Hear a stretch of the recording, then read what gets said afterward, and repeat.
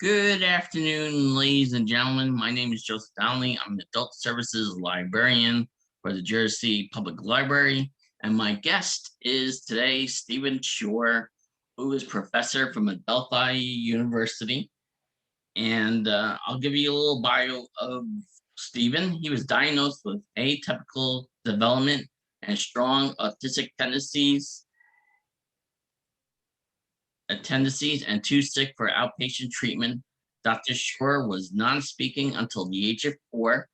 Over time, and with much support from his parents, teachers, wife, and others, Stephen's now a full-time professor at Adelphi University and adjunct at NYU, Steinhardt School of Culture, Education, and Human Development, focusing on aligning best practice and supporting autistic people to lead fulfilling and productive lives. In addition, working with children and talking about life on the autism spectrum, Stephen is an internationally renowned educator, consultant, and author of lifespan issues pertinent to education, relationships, employment, and self-advocacy. His most recent book, College for Students with Disability, combined personal stories and research for promoting success in higher education.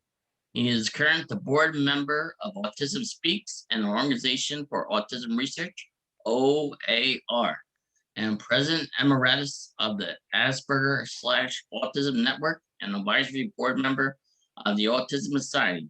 Dr. Shore also serves on the advisory board AANE and other autism-related organizations. Good afternoon, Stephen. How are you? Oh, good. And it's a pleasure to be here with all of you. And today you're going to discuss the 4 A's of autism. Please share.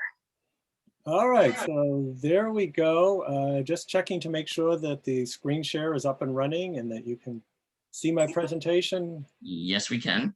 Okay, so let's let the fun begin as we'll take a look at these 4 A's: awareness, acceptance, appreciation, leading to action, that will serve as a pathway to leading fulfilling and productive lives. So let's let the fun begin as I'm reporting here live from Boston. And we will begin with getting into the mind of the autistic individual. So this is the game of what is the difference between the picture on the top and the picture on the bottom. So who's got a difference? Who wants to point one out? And Joe, you're welcome to point one out too if you got one.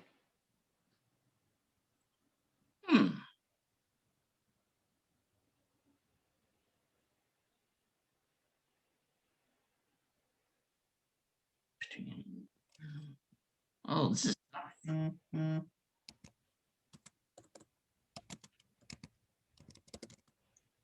So I'll give you all a hint. Check out the bottom of the poles towards the front. Oh, yeah. Okay. All right. My coworker Kate Dave says a ladder rung is missing in the second photo. Oh yeah, look at that down here. It's a big step from the top, the bottom to the top. Here you got a nice rung here. All right, you got one, and there's about a dozen more. So who's got another one?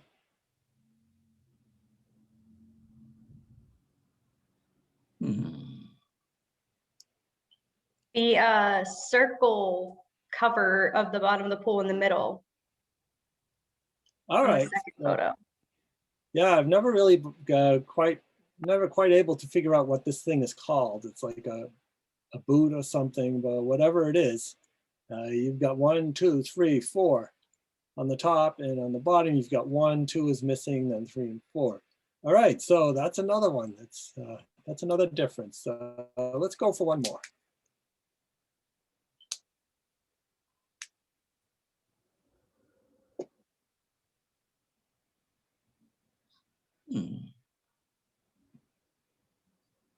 You're kind of deep in there.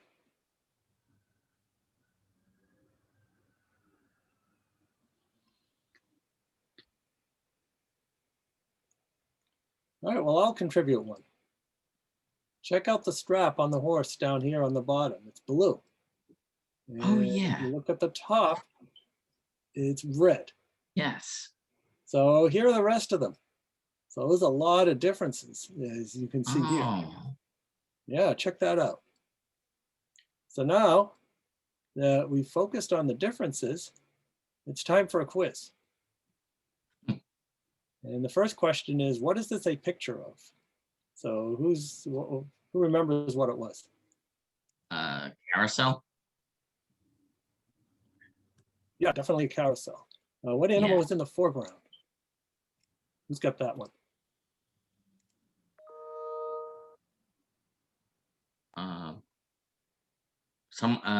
Kate said a zebra. Yeah, she's right. Yeah. Some people remember that zebra as a horse, but yeah, you're right.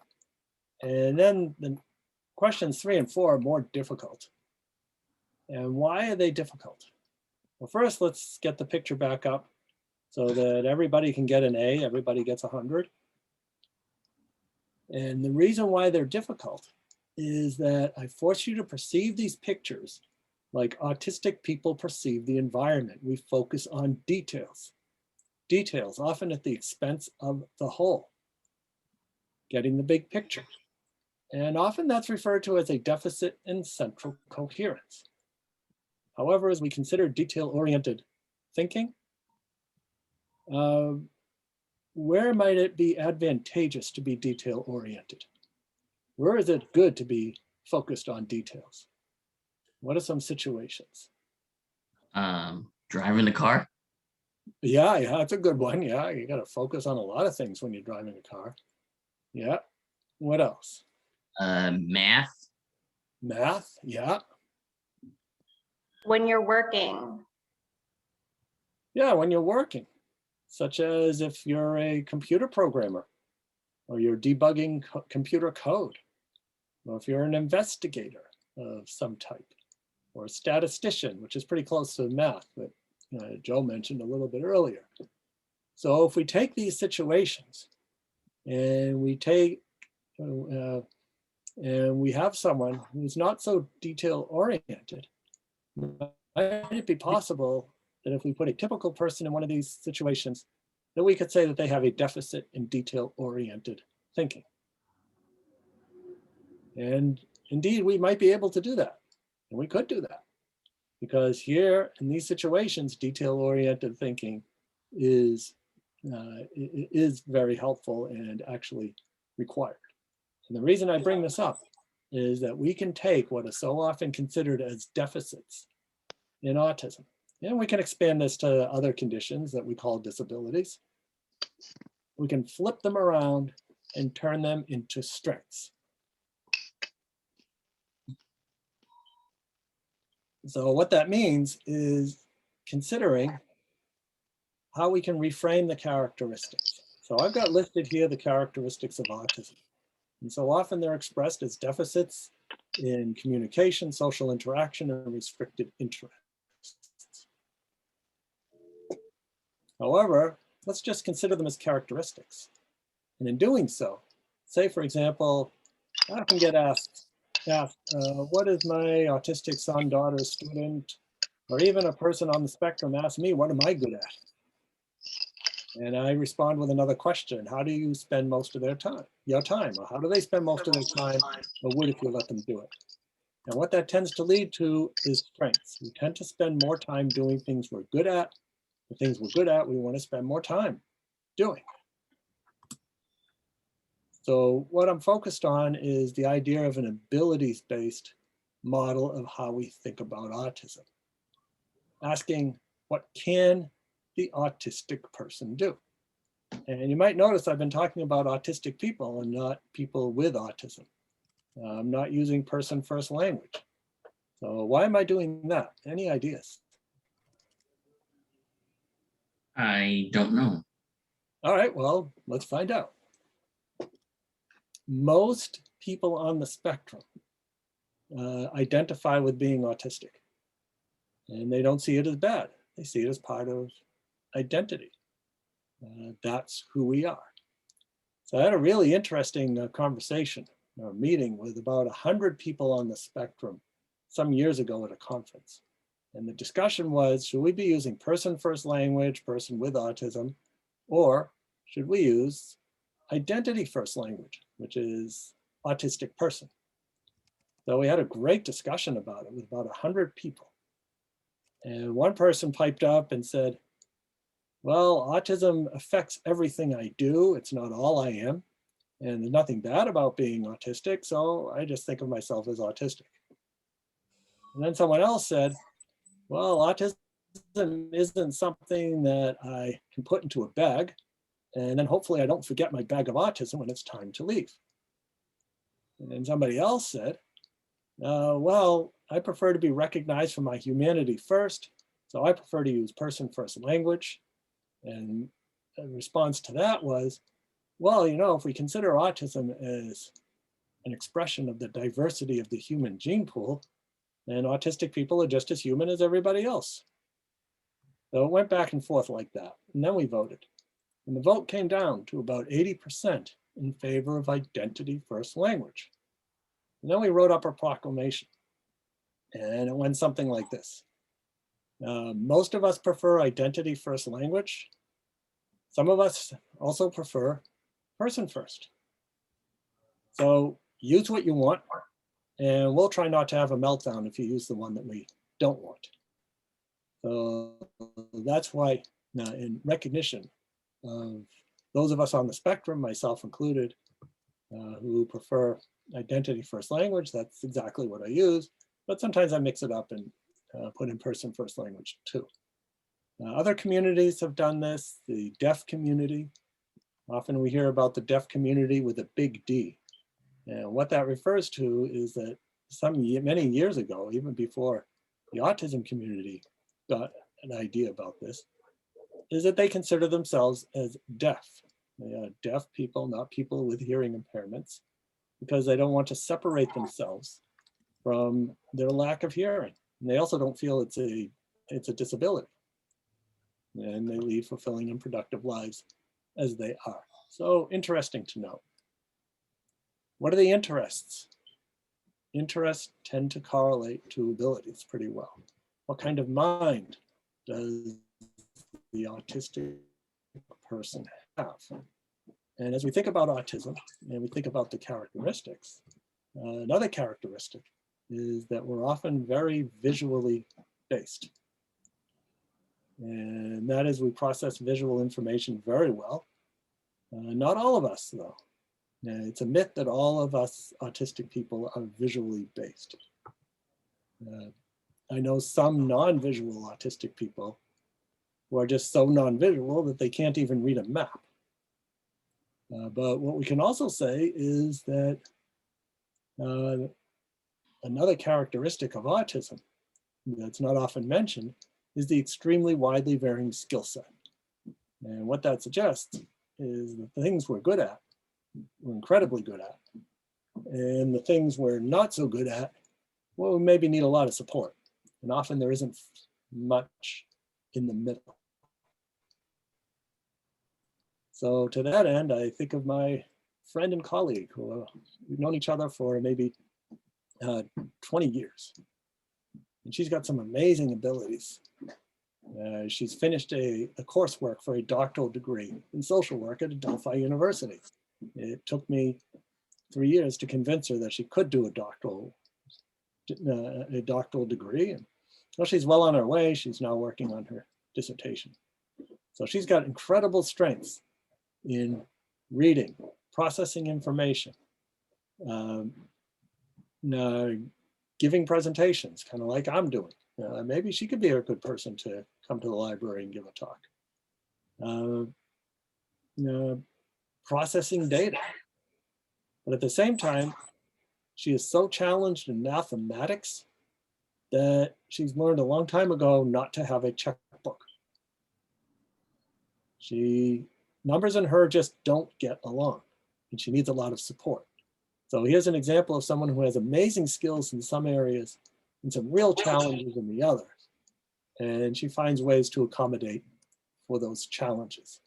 So the focus is on what are the characteristics. And as we consider those characteristics,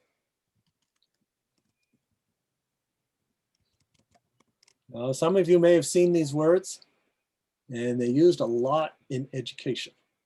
We see them on reports of students diagnosed with disabilities. And we see them on IEPs.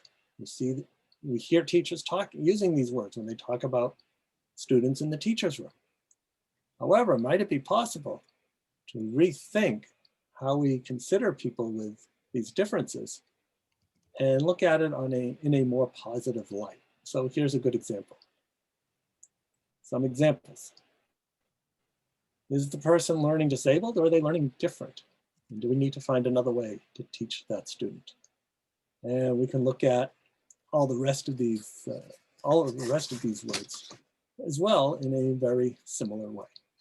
So what that leads us to is the idea of the 4 A's of autism. So that first A, it all begins with awareness. And we have been working on awareness for over a generation now. So for over a generation, the Autism Society of America, the Autism Speaks, other international organizations, we've gotten to a point where we now recognize autism in 1 in 54 people. So that's a lot of autism. What I tell educators is if you don't have an autistic student in your class, numbers are going to catch up with you and you'll have one in the next class. So this awareness has allowed us as a society to recognize autism when we see it at home, in school, in the community, employment, and we've gotten good at it. And what this awareness does is it builds a solid foundation for the next step, which is acceptance. Now, what that means is that we turn away from working against the characteristics of autism, trying to change someone who is on the autism spectrum into perhaps a poor imitation of a non-autistic person, to saying, well, you know, these are the characteristics that that person has been dealt with, and let's find a way to work with the characteristics as opposed to against. So how does that work? And how does that play into using what I call a strength-based approach for supporting autistic people? Let's take an example. We have a grade school kid who is reluctant to do math, no motivation. Maybe they're not good at it. Maybe they've had some bad experiences. Whatever it is, they just don't want to do it. And so we bring in a consultant. The consultant does some good observation and learns that one of the student's favorite activities is to use a flight simulator on a computer. So the consultant will say, aha, this is a powerful reinforcer. We can make use of this reinforcer. We now take away this favorite activity that this person lives for. However, this person can earn it back. So for example, if you do what you're supposed to do in math for the first 20 minutes, then you can use the flight simulator for the remaining 10 minutes of class. So the idea is access to this favorite activity is a motivator to do something that you maybe don't want to do that much.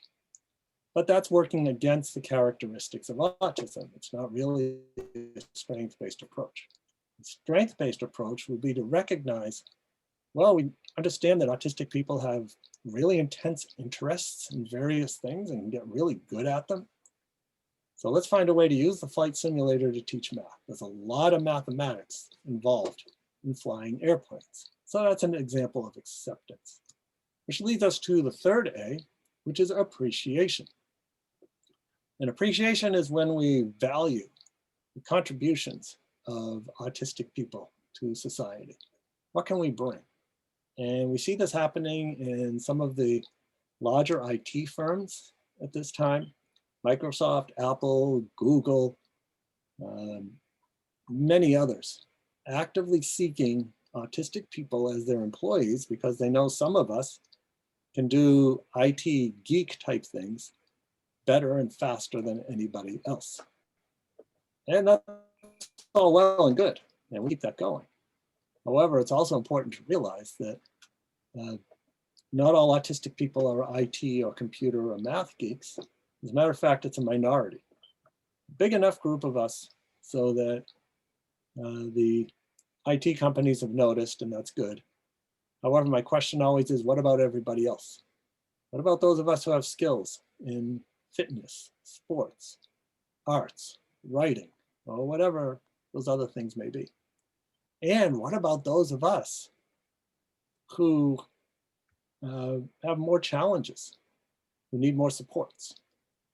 So for example, I know of a fellow in Florida who needs a lot of support. He needs support for communication. He doesn't talk, and he communicates through an iPad. And even that's difficult for him, but he can do it. He needs support in transportation and maintaining his daily schedule. However, he has this curious interest in taking laundry out of a dryer and folding it perfectly. In fact, he folds better and faster than anybody else. I know many people who would like help with their laundry, and he would love to come up to Connecticut or New Jersey or wherever you may be calling in from and do your laundry too, but you have to pay him to do it. That is his job. He spends all day in a hot laundromat, pulling clothes out of a hot dryer, folding them better and faster than anybody else. And that's an example of using his interests, using his strengths in order to build a fulfilling and productive life. He's appreciated for what he does, and he enjoys what he's doing. So that brings up the fourth A, which is action.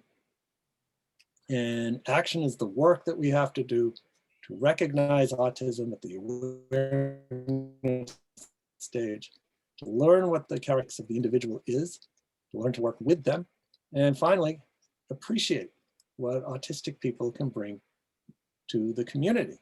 And all of this can be generalized to people with other differences as well.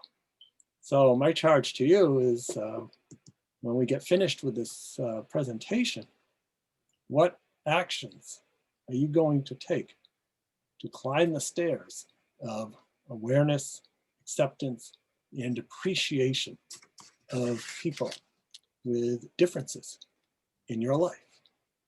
So just a little bit about me, what brings me here to talk about autism to you. Well, things were pretty typical at first. At 24 hours of age, my wife says I look like an egg. And then at 18 months, the regressive autism bomb exploded. And like with about 30% of us on the spectrum, after things that are moving along very nicely, I lost functional communication, had meltdowns, withdrew from the environment. And in brief, I became a very autistic little kid. Many questions in those days. Where does autism come from? And what do we do about it? And we're still asking that question today. However, more people are asking, what can we do with, as opposed to about autism? And it was so little known, again, that it took my parents a whole year to find a place for diagnosis. And when they did, the doctor said they had never seen such a sick child, and they recommended institutionalization.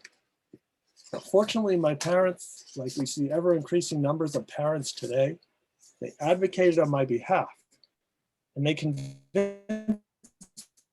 the school to take me in about a year.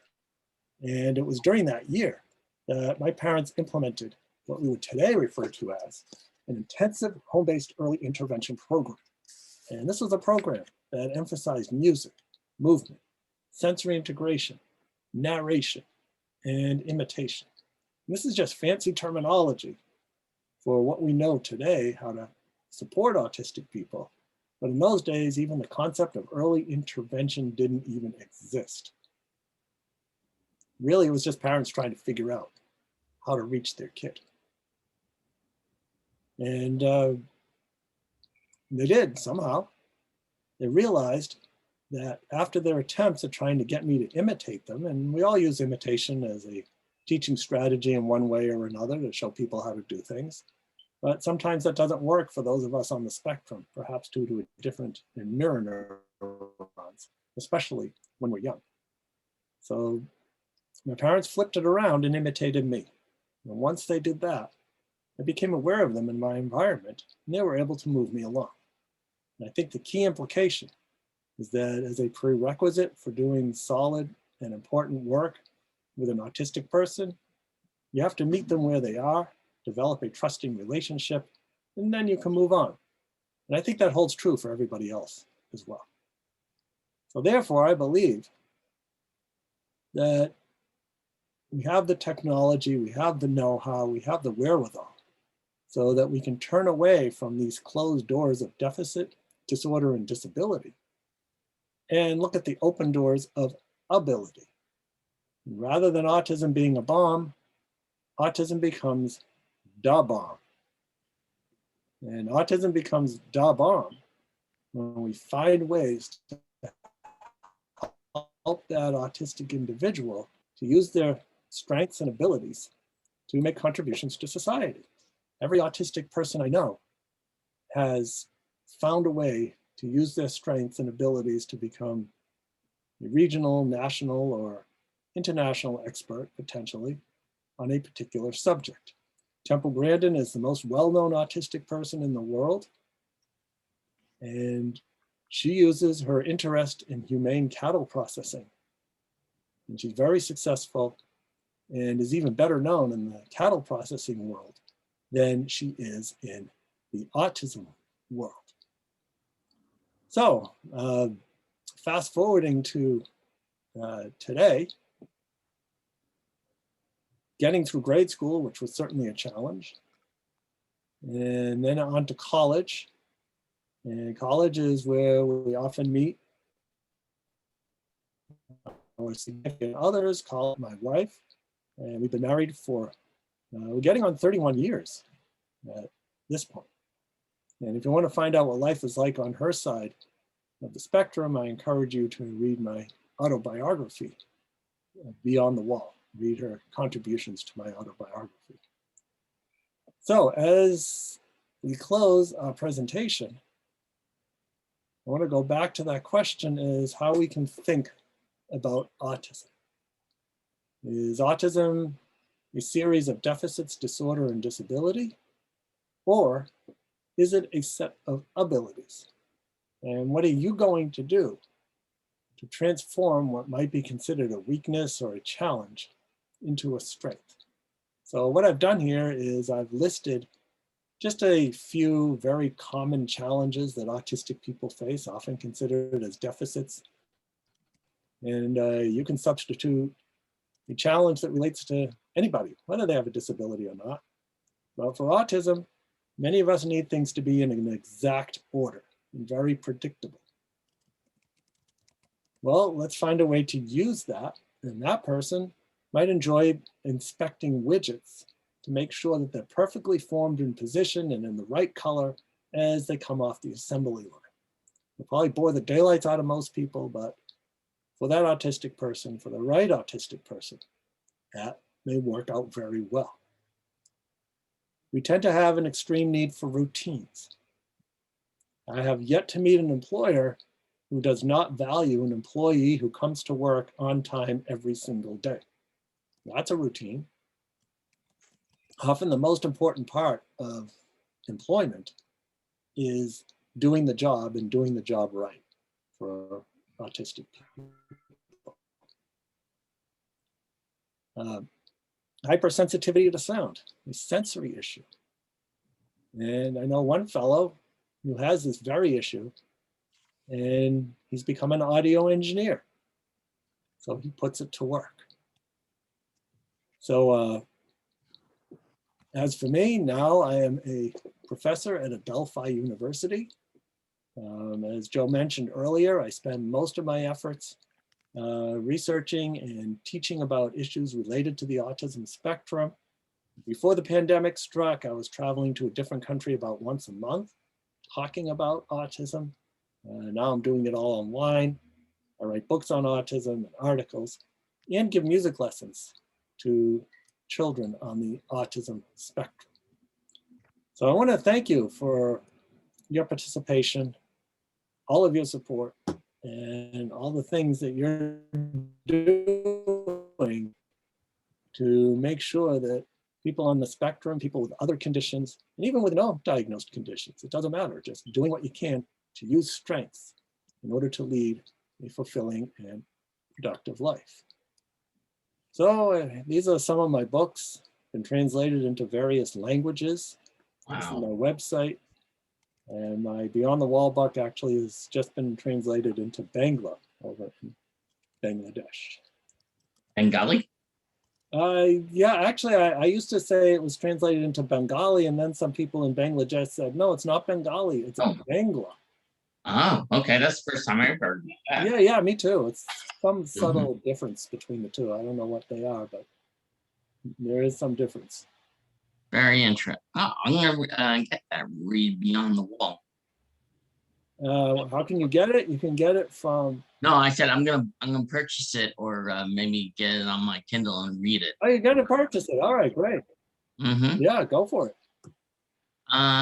Does anybody have any questions for Stephen? You can either raise your hand or put something in the chat. Either one is fine. Mm-hmm. The first question's always the hardest. Yes, let me put Kashmir, do you have anything to say?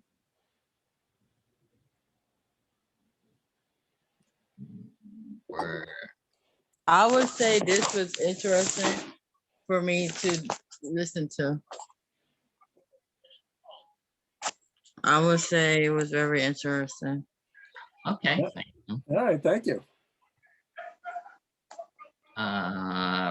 Robert, how about you?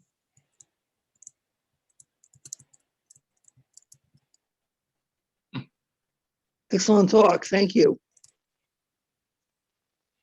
No, you're welcome. You know, if questions come later, because sometimes questions come after some thinking. You're perfectly welcome to contact me by email and ask those questions later as well. T. Salmon Troy wants to know, are you available for interviews or panel discussion? Yeah, I do. I'm available for both. I've done a number of interviews and certainly, yeah, panel discussions too. Yeah.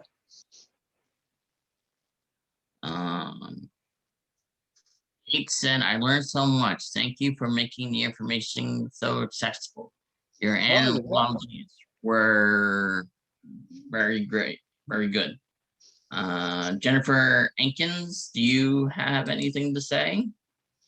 Hi, Joe. Hi, Stephen. What you said earlier about identity first language versus person first language. So there's a lot of conversations that I've had in my professional organization, the New Jersey Association on Higher Ed and Disability, about this. So would you say when preparing materials or when writing about autism or referring to students with autism or autistic students, should we lead with identity first language or lead with person first language if we're unsure about what someone's preference is? Well, we're in a transition period at this time. As we transition, I guess from person first to identity first language. And so what I often do is I lead with identity first language because that's what I prefer. And then I provide a sentence explaining most people on the spectrum prefer first language. If there's more room, I might even throw in another sentence saying something to the effect, in recognition that there are some people on the spectrum who prefer person first language, I'll be using mixed language, which is what I often do. I often flip back and forth between the one and the other.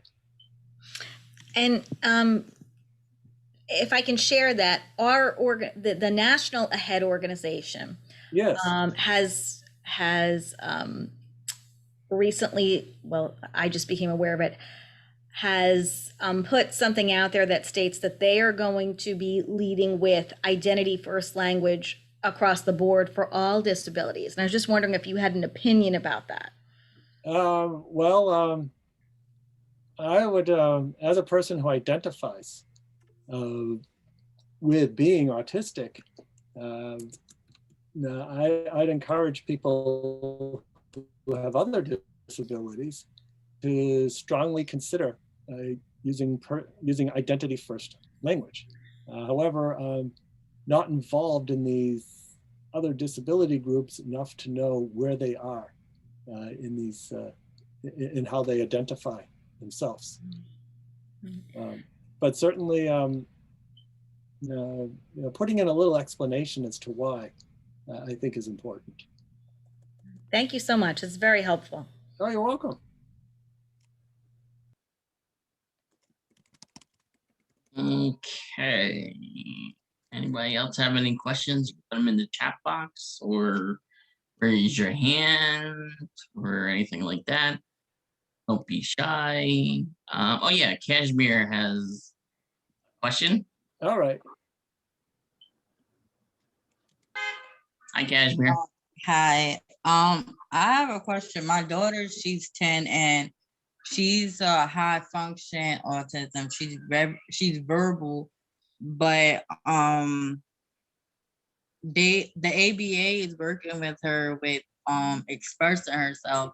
So I'm trying to get her to the point like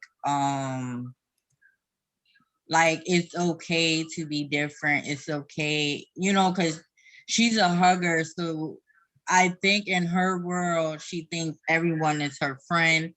And, I'm trying to get her like, okay, well, how you feeling? And she don't talk much. So how can I relate to her? Because for me, it's like everything in my house has to be accommodated for her. Like I be telling people, like, I just can't go out and buy something. It has to be useful for her. Like she has a sensory swing in her room. She has this, she has that. And Right. I tell people because I have to be okay with the fact that, okay, she's my only child. This is what we're facing. And how do I move forward with it? Because she also have ODD on top of it. So I'm trying to say, okay, we're going to go, it's okay. But to her, she can't express her feelings. Yeah, well, that can be hard for autistic people expressing feelings. It's called, the fancy word is, I think, dysthymia, and or something close to that. And sometimes if she has a menu of possible feelings to choose from. So in other words, point to the word if she reads well and can understand the words for happy, whatever, come up with maybe 6 emotions, some basic emotions to start out with. And are you feeling? Point to the word that shows how you feel at this time. And you can even include faces to represent that too, if you want. So I think that would be a good bridge to connecting with feelings. Okay, thank you. You're welcome.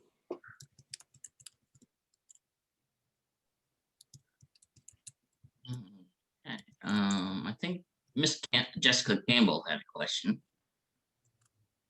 Not a question. I just wanted to say thank you for informing us about the different types of languages. I've been out of school now for a few years, so learning, when I was graduating, person first was the big forefront of where they wanted us to go. And so, learning that I need to do some more research and adapt and be more aware was really great. So thank you for educating us on that. Oh, you're welcome. It's interesting to think about why the reasons behind this. And person first language came about because there were these medical doctors referring to people by their conditions. So they'd say the traumatic brain injury in room 5, and the heart in room 8, and the kidney and whatever. And it was a very disrespectful way of referring to people. That bled over to the disability community. There used to be a lot more stigma. There still is, but there used to be a lot more stigma with having, and they called it mental retardation then, now we call it intellectual disability, autism, and various other conditions. But nice. People with differences that we call disabilities, and certainly there can be plenty of things that can be disabling about these conditions. We cannot ignore that. That's a reality. There's much less stigma. They're just different ways of being. And it's kind of like talking about somebody with Americanism. You don't do that. Or with Islamism, or with Christianityism. We don't talk that way. It's just part of a person's identity. Okay, thank you. You're Hey, do welcome. you have any questions? Can I have the contact information, please, in the chat? I joined a little bit late. I'm sorry, so I missed the first part. Yeah, I'm going to put that in there.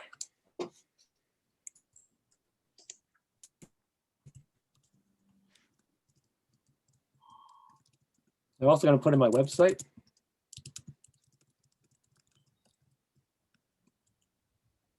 And I also have pages on LinkedIn and Facebook, so you're welcome to hop on there and follow the presentations I do. Most of the presentations I do, I connect to them on Facebook and LinkedIn, and you can watch them if you're so interested.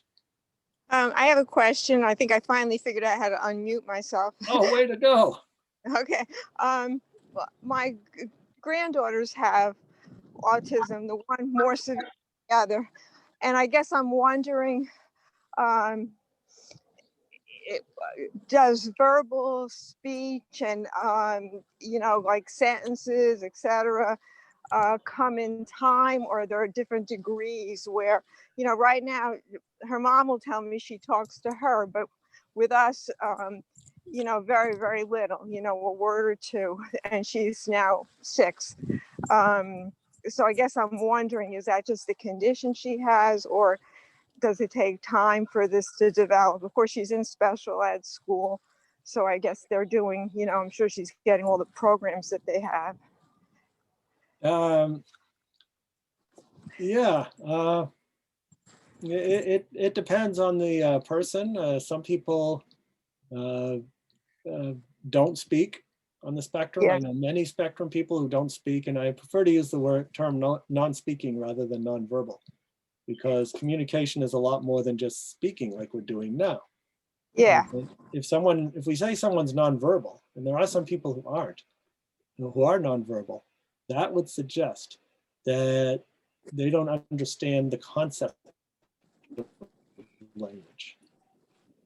And I know many people on the spectrum and otherwise who we used to call nonverbal, but we get them on a computer and we find that they communicate just as well as the rest of us, except they're typing instead of speaking.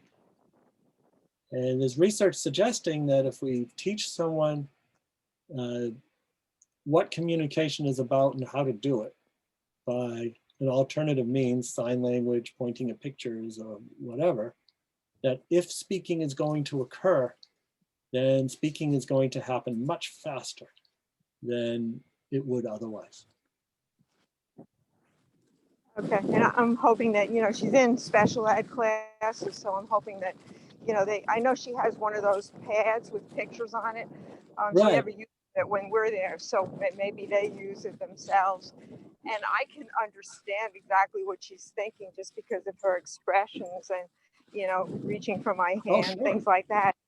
So, yeah, I guess, you know, I'm sure she's getting all the help that she needs, and it might, you know, enable her to do as much as she can. That's about it. Yeah, and it's suggesting that she does communicate. So she's got that piece down. It's just a matter of finding. Yeah, she communicates fine with her, you know, her smile is just, you know, unbelievable. So that's, you know, Oh, that's great. And of course she cries with her mom, but with me she smiles, which is, Yeah, okay. you know, because they feel more comfortable with that. So, Right. yeah. All right. Thank you. Thank you. Oh, you're welcome. Okay, I think anybody else have any other questions before we say goodbye and sign off?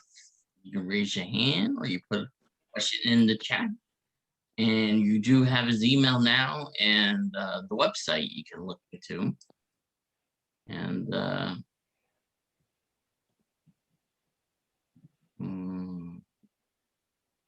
don't see anything. No. Okay. Thank you for the lovely afternoon, Stephen. Oh, you're welcome. I honor it. I was very informative and a lot of learning, and I was quite impressed. Thank you. Thank you. And I'll be glad to come again at a future time. Yes, we will get a hold of you for hopefully next year. We'll be able to, everybody be able to come back into the library and do Oh, programs yeah, that would be great. in person. Okay, so All right. I will email you later. Okay. All right. Talk to you soon. I'm gonna try to send that thing again. We'll see what happens. Okay. Everybody have a good afternoon and stay safe and be well. Have a good day. Bye-bye. Thanks, and you too. You too. Bye-bye.